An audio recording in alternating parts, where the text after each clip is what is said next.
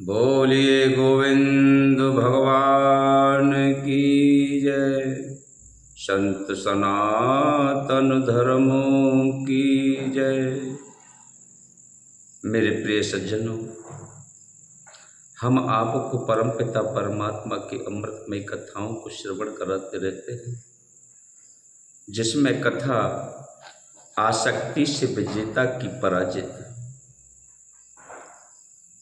इस कथा का सारांश आपको श्रवण कराने के लिए हम तैयार हैं कि राजा दुर्जय की कथा है ये। राजा दुर्जय सभी शास्त्रों में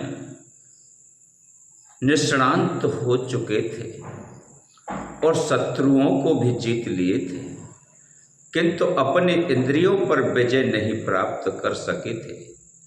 जो मन में हजारों बार चिंता तुर थे, जो मन से हार जाए उस पराक्रमी को पराक्रमी कैसे कहा जा सकता है। राजा दुर्जय तो मन को नहीं जीत सके थे, किंतु इनकी पतिव्रता पत्नी आध्यात्मिक तेज से संपन्न थी। मेरे प्रिय सज्जनों, वे पति के प्रेम में इतनी तन्मय रहती थी कि संसार के सभी सुख दुख का कोई प्रभाव उन पर नहीं पड़ता था। सारी इंद्रियां उनकी दासी थी। राजा दुर्जय जयध्वज के पवित्र वंश में उत्पन्न हुए थे। एक दिन दुर्जय जमुना के तट पर घूम रहे थे। वहां उर्वशी संगीत से अपना मनोरंजन कर रही थी। अरे उसके कलकंठ से निकली हुई स्वर लहरियां कण कण को आप्लावित कर रही थी। राजा दुर्जय का अपने मन पर कोई अधिकार तो था नहीं। वे उर्वशी के दिव्य सौंदर्य और दिव्य स्वर लहरियों से आकृष्ट हो गए। अपनी पति प्राणा पत्नी के प्रति उनका क्या कर्तव्य है, अरे इसका ध्यान भी न रहा। उन्होंने उर्वशी से प्रणय याचना की कि उर्वशी तो अप्सरा थी, वासना ही उसका जीवन था। कामदेव के समान सुंदर युवक राजा दुर्जय पर उसे जच गए। फिर तो मेरे प्रिय सज्जनों दिन रात आते जाते रहे। राजा को इसका भान ही नहीं होता था। बहुत दिनों के बाद राजा मोह भंग हुआ। उन्हें अपनी नगरी याद आई। उन्होंने उर्वशी से कहा कि मुझे अपने नगरी की अब व्यवस्था देखनी है। अरे व्यवस्था संभाल कर शीघ्र लौट आऊँगा, अतः मैं कुछ समय के लिए अवकाश चाहता हूँ। उर्वशी ने कहा कि यदि 1 वर्ष और ठहर जाते तो बहुत ही अच्छा होता। अरे राजा ने कहा, मेरे प्रिय सज्जनों, कि मैं तुम्हारे बिना स्वयं जीवित नहीं रहूंगा। हे प्रिय, कैसे जीवित रह सकता हूं, इसलिए शीघ्र ही आऊंगा, थोड़ी प्रतीक्षा तो करो। उर्वशी ने स्वीकृति दे दी। अरे राजा जब राजमहल में पहुंचे तब उन्हें प्रतीक्षा करती हुई उनकी पत्नी धर्मभार्या मिली। अरे राजा उसे देखते ही अपराधी की तरह भय से कांप लगे। कंपन हो गया शरीर में। अब तो लज्जा से उनकी आंखें झुक गई थी। पत्नी तो पति परायण थी, पति के इस झेप के सहन नहीं कर सकी।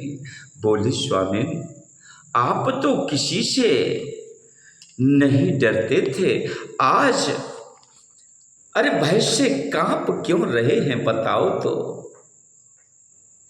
अपनी यह दुर्बलता और किसी के सामने व्यक्त ना कीजिएगा। किंतु दुर्जय के मुख पर ताला लग गया, वे कुछ बोल ना सके।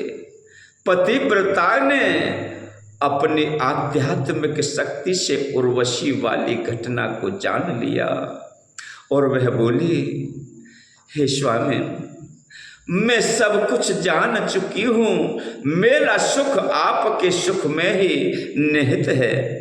मैं आपसे प्रसन्न नहीं हूँ, किंतु आपसे पाप तो हो ही गया है, उसका प्रायश्चित होना आवश्यक है, नहीं तो पाप अगले दुख का कारण बन सकता है। तब पत्नी अपनी पत्नी का उद्यत आश्वासन पाकर राजा दुर्जय का मन हल्का हो गया। वे महर्षि कंडु के आश्रम में गए। उन्होंने महर्षि कंडु से अपने इस पाप का प्रायश्चित पूछा। महर्षि ने प्रायश्चित के विधाता बनकर के विधान बता दिए। प्रायश्चित जानकर वे हिमालय पर पहुंचे और उनकी दृष्टि एक गंधर्व पर पड़ी। जिसने एक दिव्य माला पहन करके रखी थी। उस माला से उसका सारा शरीर शोभा से जगमगा रहा था।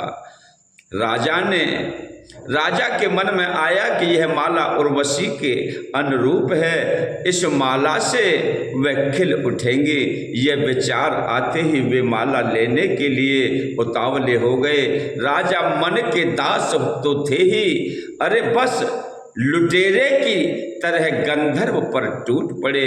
उसे मार पीट कर माला ले लिए। अब ना तो धर्म भार्या की बातें याद रही थीं और न प्रायश्चित की ही। मेरे प्रिय सज्जनों, दुर्जय माला लेकर के यमुना तट पर पहुंच गए, किंतु वहां उर्वशी नहीं थी। उन्होंने विहल होकर के पृथ्वी का चप्पा छान डाला, किंतु उर्वशी का कहीं पता न लगा। विहलता ने उनकी दशा दयनीय बना दी थी।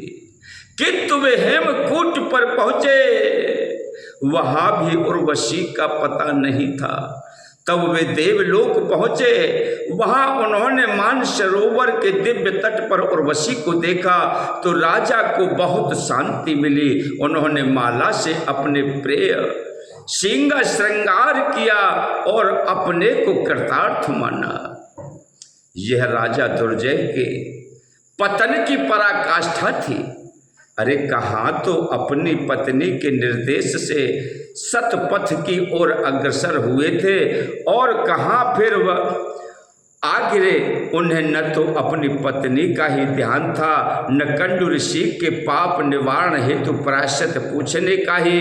उर्वशी का जीवन वासनामय तो अवश्य था, किंतु वह आगे पीछे सोच सकती थी। उसने आंक लिया कि इसकी पतिव्रता स्त्री एक न एक दिन मुझे अवश्य शाप देगी, क्योंकि मैं उस पतिव्रता की लगातार अवहेलना कर रही हूँ। यह सोच करके उर्वशी ने अपना रूप उत्कृष्ट बना लिया। उसका प्रत्येक अंग शेष रोष से भर गया, आंखें पीली पीली हो गईं। दुर्जय का मन उर्वशी की ओर से फिर गया और वासना का भूत उनके सिर से उतर चुका था। अब वे आत्मनिरीक्षण कर सकते थे। उन्होंने अपने को बहुत धिक्कारा और कंडु ऋषि के बताए पथ पर आ गए। वे घोर तपस्या कर फिर कंडु के आश्रम पर पहुंचे और विनम्रता से अपनी पतन कहानी कह सुनाई। महर्षि कंडु ने राजा को काशी जाने का आदेश दिया और कहा कि गंगा में स्नान और तर्पण कर बाबा विश्वनाथ का दर्शन करो। राजा दुर्जय ने काशी में गंगा स्नान तथा तर्पण कर विधि विधान से बाबा विश्वनाथ का दर्शन किया तथा पापों से मुक्ति पाली। बोले विश्वनाथ भगवान की जय, संत सनातन धर्मों की जय। मेरे प्रिय सज्जनों, इस कथा को हमने आपको कूर्म पुराण से श्रवण कराया है। अगर आपको हमारी कथा पसंद आई हो तो चैनल को सब्सक्राइब करें, वीडियो को लाइक करें, अपने मित्र संबंधियों को शेयर करें। ओम नमो नारायण, ओम नमो नारायण, ओम नमो नारायण।